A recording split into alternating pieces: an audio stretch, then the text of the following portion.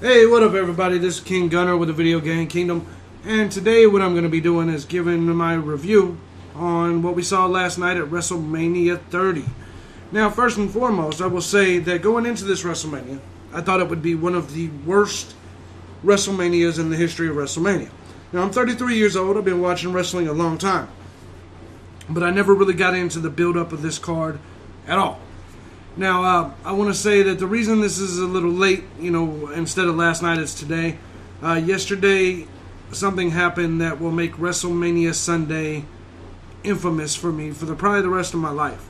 My dog of 17 years, Roof, you guys have probably heard him breathing or barking in the videos. He passed away yesterday after 17 years. And obviously it was a horrible start to my WrestleMania Sunday. I was at the vet with him, and it was just horrible.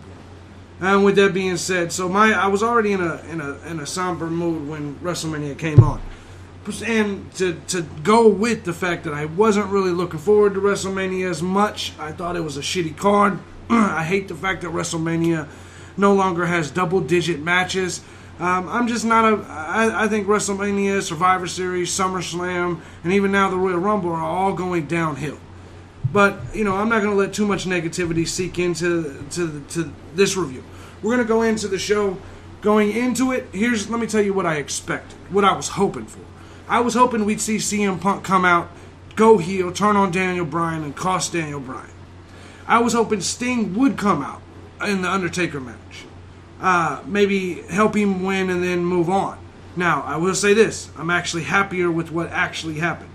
And not just that, I was even thinking maybe AJ Styles, possibly. Even though I read yesterday that he signed with New Japan, there was still part of me that was hoping they'd bring CM Punk and AJ together to maybe turn on Daniel Bryan and all that.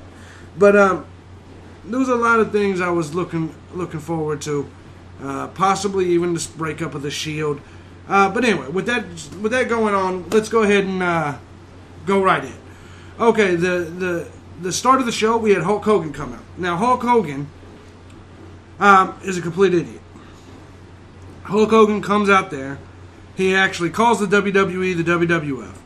Then he calls the Superdome the Silver Dome. And he was just a complete goof. It was great to see him out there, but I was in the first 5 minutes, I'm like, fuck. Hulk Hogan, holy shit. His blunders on the mic are legendary anyway. But he continues. I think he is right up there with Sid Vicious for probably the most crazy blunders on the mic. But anyway, Stone Cold comes out. And Stone Cold, is funny because Stone Cold actually kind of clowned on him over the Silver Dome comment. And then The Rock came out, and The Rock kind of did the same thing. They all took a little jab at him. It was interesting to see all three of them in there. I think if they were going to go this route, though, they could have done it much bigger. I think they should have brought Bret Hart out. I think they should have brought Shawn Michaels out. Maybe each of the guys from the eras, the big eras, and brought them out and had them there. And I think it would have been fun. It would have been great. This overall, this effort to promote the show, promote the WWE Network, promote everything they're doing, I did think it was great. I thought it was very nostalgic and a great way to start off the show. Now, I do want to mention the pre-show. The pre-show, we got to see the Tag Team Championship match, which, let me tell you guys, it was a great match. I actually have a newfound appreciation for Primo and Epico and Los Nachos, or whatever they're called. I have a newfound respect for them. I just think that El Burrito, whatever his name is, he's real good. I like his energy. And I really think Primo and Epico have gotten something here. I do not know if they'll ever become tag team champions, but I think they should go ahead and leave this team together. And just, I think they perform well. I do think that Ryback and Curtis Axel is the absolute worst tag team combination I've ever seen. I think they need to end that tag team. Curtis Axel, I do like the fact that he's doing the Mr. Perfect gimmick. Sort of, so to speak. At least he's acknowledging the fact that he's Mr. Perfect's son. I do enjoy that. I like that a lot. And I think they should continue on with that idea. But Ryback and him does not fit together. Ryback needs to fine. Make Ryback a heel, make him a big monster, but get Ryback and Curtis Axel away from each other. I just don't see it as a tag team, a good tag team. The Usos are a great tag team, and I also love the Real Americans. Now, I picked the Usos in my preview. I didn't think they had dropped the titles on the pre-show. I really am sad to know that the Real Americans never won the titles. I'm a big patriot myself. I'm big with the don't tread on me. I'm a libertarian. I'm real big into actually what the WWE is trying to make fun of, which is us, by using Zeb Coulter. With that being the case, I won't go too much into that. I really wish that tag team would have done more. But Cesaro, it was time for Cesaro to get the push. He's going to do big things as a single star, no question about it. But Cesaro turning I'm getting ahead of myself. Anyway, the Usos, they get the win. They get the win as Cesaro accidentally kind of speared Jack Swagger. The Usos get the win. Big win for them. Still tag team champions.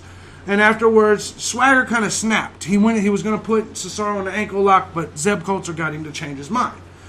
He shakes Cesaro's hand. Cesaro takes him down with a double leg and gets him immediately into the giant swing.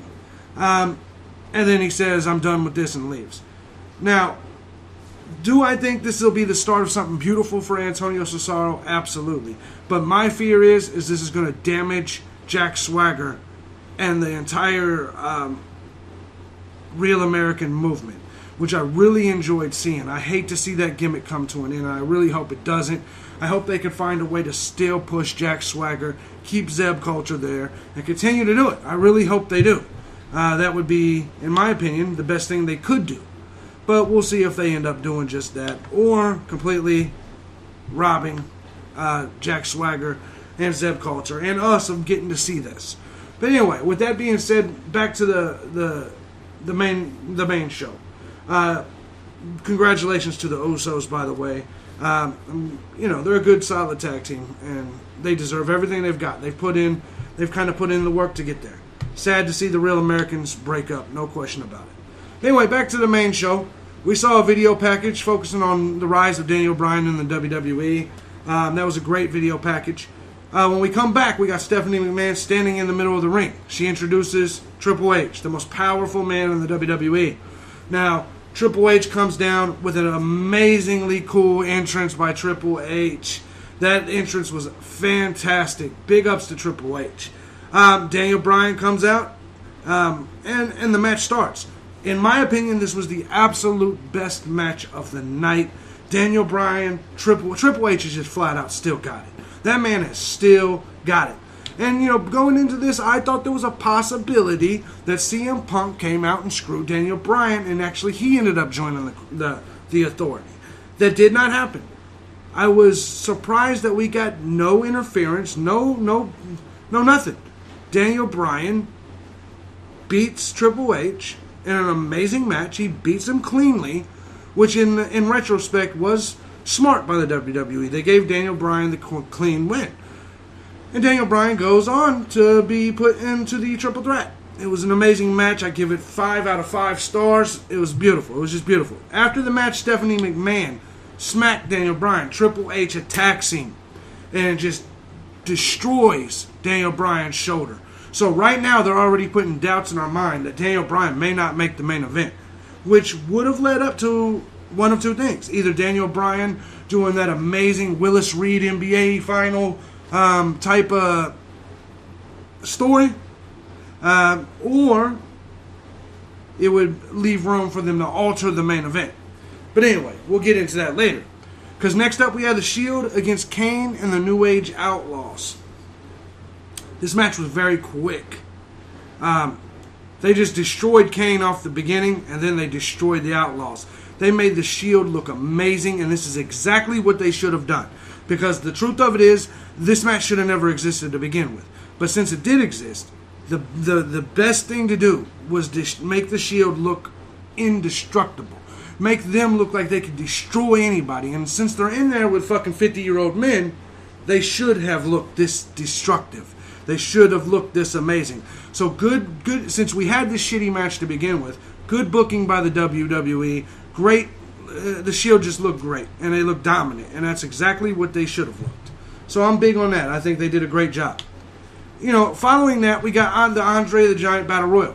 Actually, before that, we had kind of a backstage cameo promo by Sergeant Slaughter, Hacksaw, Jim Duggan, Ricky the Dragon Steamboat, the $1 Million Man, and Ron Simmons. Definitely a good little fun little cameo. I loved it. Then we had the Andre the Giant Memorial Battle Royal. There was no real surprise entrances. The surprise entrances was, I guess, Antonio Cesaro, who had already been in the match. I'm trying to think of who else. David Otunga and Tyson Kidd were the 3 extra participants. With that being said, the only 2 people that got an entrance was Sheamus and the Big Show. So it kind of looked really crappy by them doing that. Now, it was a pretty fun little battle royal. I think in the end we were down to Big Show, Cesaro, Del Rio, Sheamus. I don't know. But anyway, it came down to the last 2 being the Big Show and Antonio Cesaro. As soon as it came down to that, I said Antonio Cesaro's winning. He's going to have, and here's what they're going to do. They're going to have him eliminate the Big Show, showing his strength. Because they're always bragging about how pound for pound Antonio Cesaro's the strongest guy in the WWE, which is probably right. Anyway, at the end, we got the WrestleMania moment. Antonio Cesaro picking up the Big Show was eerily similar looking to Hulk Hogan and Andre the Giant. He picks him up, he slams him over the top rope, and it was just fucking amazing. And Antonio Cesaro does it. He gets his big push. He's the winner of the Andre the Giant Memorial Battle Royal, which also lets me know they are going to shit on Jack Swagger, because chances are they're going to start a feud and Cesaro's going to just run all over him, because they obviously got it in their mind right now to push Antonio Cesaro, which I think is good. I do think it's good. We could, in essence, we could see an Antonio Cesaro, Daniel Bryan main event sometime down the line, and that is just fucking amazing. Now, with that being said, I thought it was good. Great idea with the booking, Cesaro to win it. Next, we see a video package with Cena and Bray Wyatt. It was amazing. Then we got the match. This match I know a lot of you guys say this match wasn't technically the best. Let me explain this to you. It was the best job of storytelling on the entire show. That and the Daniel Bryan thing. This John Cena storyline with Bray Wyatt, where he's trying to pull him to the dark side, is great. Now, the WWE, in my opinion, shit on Bray Wyatt. Bray Wyatt should have, no doubt about it, went over in this match. John Cena had nothing to fucking lose. Why couldn't he put over Bray Wyatt? Now, I understand where they're trying to go here. Bray Wyatt could still get put over at Extreme Rules, and this may lead to a Cena heel turn. Now, listen carefully. Bray Wyatt's been getting in Cena's head, and I do not think the storyline ends at WrestleMania. I think it ends further down the line. Extreme Rules. The only way that will justify John Cena beating Bray Wyatt at WrestleMania and not putting over Bray Wyatt is if it leads to a bigger storyline that does put Bray Wyatt over, such as him having the ability to turn John Cena heel. If Bray Wyatt can do that, then losing at WrestleMania was worth it. But if they have no further intentions with Bray Wyatt and John Cena, then they just wasted our time, and they just wasted this feud, because this feud is supposed to put over Bray Wyatt. And right now, I'm not too confident that's what they're trying to do. John Cena almost turned heel, it seemed like, a couple times throughout the match. So let's just hope that their goal here is to have John Cena and Bray Wyatt continue this, and there be an ultimate victory for Bray Wyatt, including possibly a John Cena heel turn. Then after this, so either way, it was not too bad. I'll give it. Let me go ahead and go back and give you guys my stars to the matches. The Triple H match, I did give 5 stars. The Shield match, I'm only giving 3 stars. The Battle Royal, I'll give 4 stars because I'll give it 5 stars because I really love Battle Royals and I really love the finish. Bray Wyatt, John Cena, I'm going to give 4 stars because I love the storytelling, but I hated the finish. I hate the finish. I'm not going to give it 5 stars because I do believe they made a mistake by putting John Cena over Bray Wyatt. unless they, like I said, they have something bigger in mind. Next up, we had the highlights of the 2014 Hall of Fame ceremony, and they introduced all the inductees. The Hall of Fame ceremony was great. The Warrior was taking cheap. The Warrior was hitting the WWE under the belt the entire time. A lot of people don't think he did, but I'm telling you, he was nailing them with jabs and uppercuts the whole time. Backstage then, we saw Daniel Bryan being examined by the WWE staff, once again putting doubt in our mind of the main event. Next up, we have, actually right now we're going to go ahead and take a small break. Go get you guys some popcorn. This is part 1 of this WWE review. We'll be right back with part 2. I may keep it all in the same video. I don't fucking know. I'll let y'all in a minute. Peace.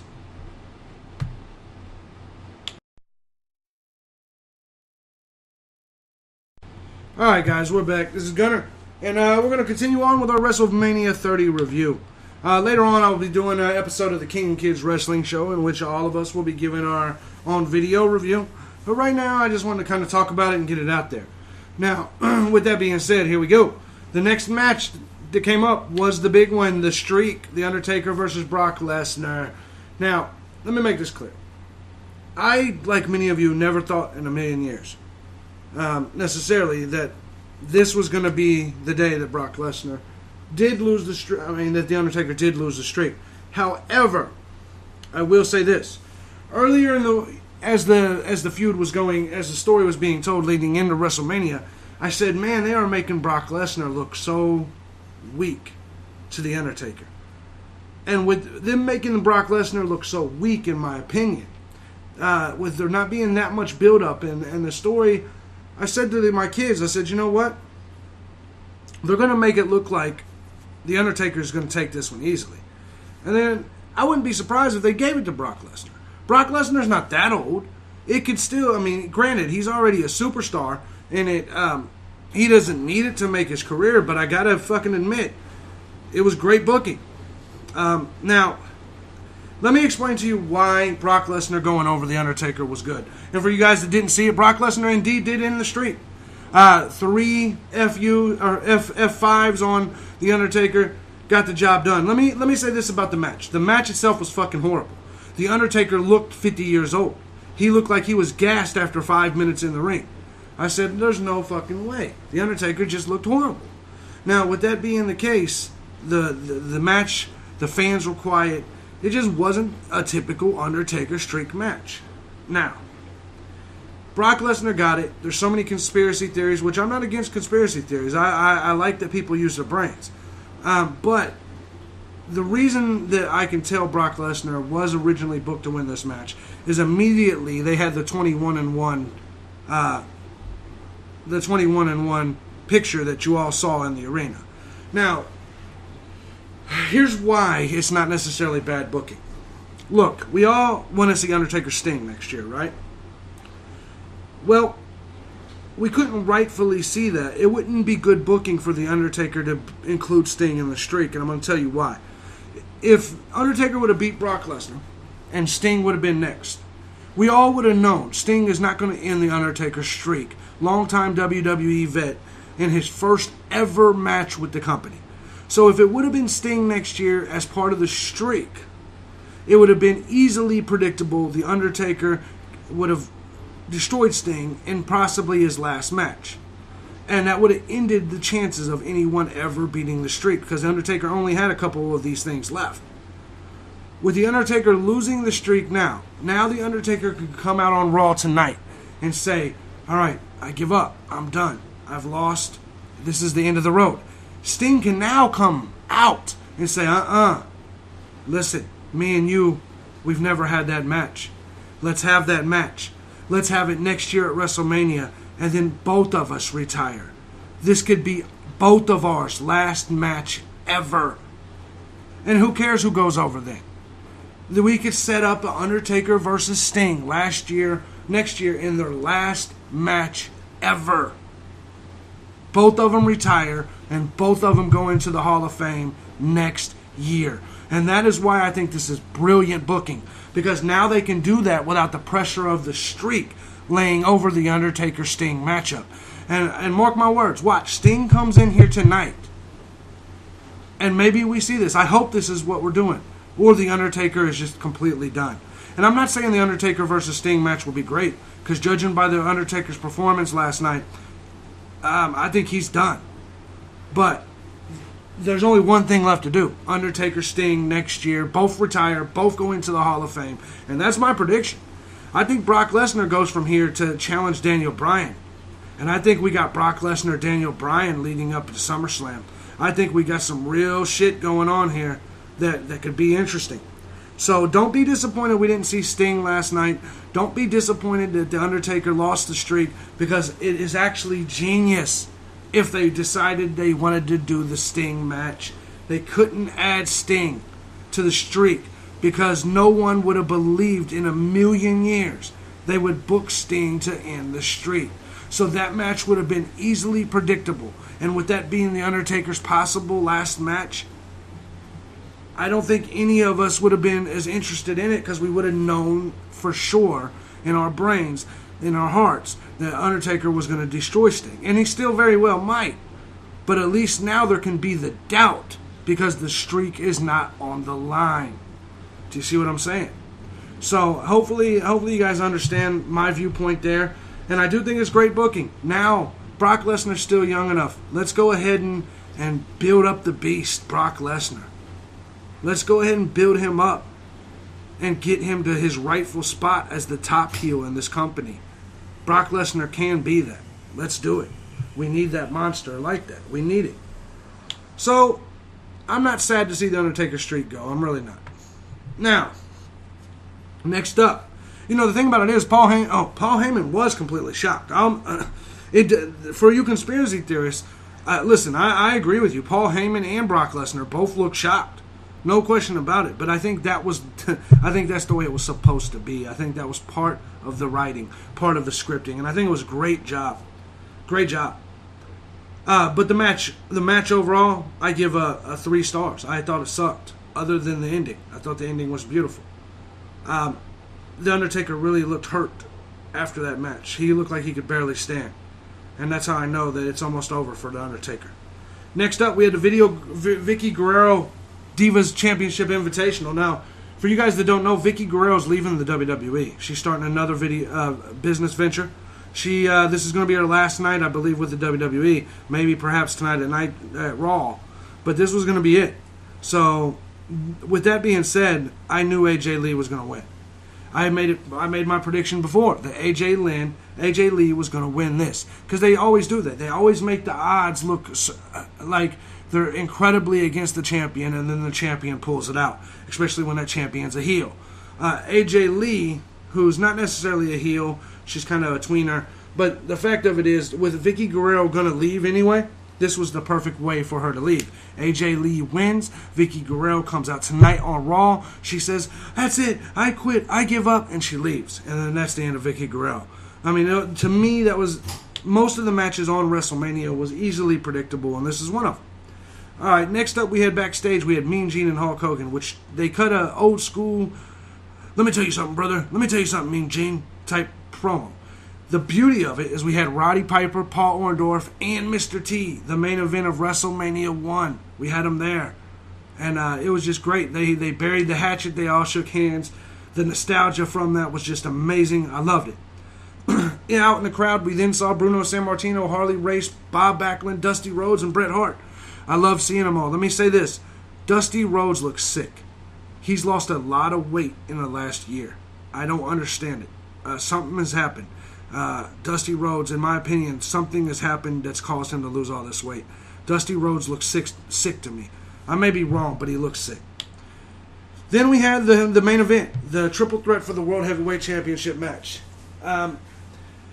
Daniel Bryan, as he was getting destroyed, to me it became obvious that he was going to do the Mankind comeback after being destroyed thing, and that's exactly what he did.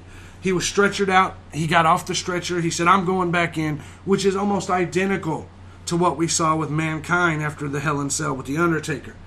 I will say this. During this match, we saw an amazing spot out on the broadcast tables in which Randy Orton looked to legitimately get hurt. Batista bombed Daniel Bryan, this is what led to Daniel Bryan being on a stretcher. And in what happened with that Batista bomb is Randy Orton caught Daniel Bryan on the way down, and basically Daniel Bryan got Batista bombed and RKO'd through the table at the same time. And Randy Orton landed on a computer monitor, which obviously you could see that it had a huge welt, took a chunk out of it hurt his back. And Randy Orton was legitimately hurt, it looked like to me. Daniel Bryan, of course, got carried out on a stretcher. He came back, and basically he tapped out Batista, which I thought was great. To make Batista tap, I loved it. I thought that was so much more impactful than making Randy Orton tap, because Batista's the cocky one. Batista's the guy everybody thought was possibly going to walk out with the title. Daniel Bryan becomes the World Heavyweight Champion, and let me say this. There's only one thing that maybe would have been better, and that's CM Punk coming out and turning on Bryan and Triple H becoming the World Heavyweight Champion. But that's not what happened. This unfolded pretty great, and Daniel Bryan's the new champ. So for all you Daniel Bryan fans, I know there's a lot of you. You guys finally got what you wanted. I thought it was an amazing end to the pay-per-view. It was just so predictable, though. But Daniel Bryan is the guy now, the new face of the company, the GOAT face of the company. And I thought the main event had some good spots. That table spot, I think, was a WrestleMania moment. I feel bad that Randy Orton got hurt during that. And I give that match actually 5 stars. I thought it was great. I give the Divas match, by the way, 4 stars. I thought it was great. But overall, this pay-per-view lived up. Actually, it was way better than I expected. And I got to say, with The Undertaker losing the streak, the spot in the main event, I just think it was way better than I expected. Overall, on a scale of 1 to 5 stars, I give this WrestleMania a 4. I originally thought it'd be about a 3, maybe even a 2. But it did much better than what I thought it was going to do. Now, I hear a lot of you guys saying, best WrestleMania ever. That's how I know you're young. You're 5-year-olds. Because if you've been watching every single WrestleMania since the beginning, you know this is not even close to the best WrestleMania ever. Not even close. Not even in the top 10. And that's the truth. But with that being said, it was a decent WrestleMania. And it wasn't what I thought it was going to be, which is the worst WrestleMania. So, overall, not too bad. I think we got a lot of exciting shit to look forward to tonight on Raw. And that's why I wanted to get my personal review done before Raw, because the kids are gone right now, so we won't be doing theirs until later on tonight. And I wanted to get my predictions in before Raw started, so you couldn't say, oh, you didn't say Sting was going to come out. Yes, I did. I did predict that. Oh, you didn't say CM Punk would come back. No, you're right, I didn't, and I'm not saying it now, because in my opinion, CM Punk's done. CM Punk not coming out, not being at WrestleMania, means CM Punk is really done. That shit's legit. I think CM Punk, I don't think we'll ever see him in the WWE again, at least for a long time. I think that boat's passed. That boat sailed. With that being said, guys, just want to throw out my thoughts. If you guys enjoyed the video, hit the thumbs up. Leave your thoughts below. Let me know what you guys thought of WrestleMania 30. We'll see you guys tonight after Raw when I do another review of Raw. Holla at y'all. Peace.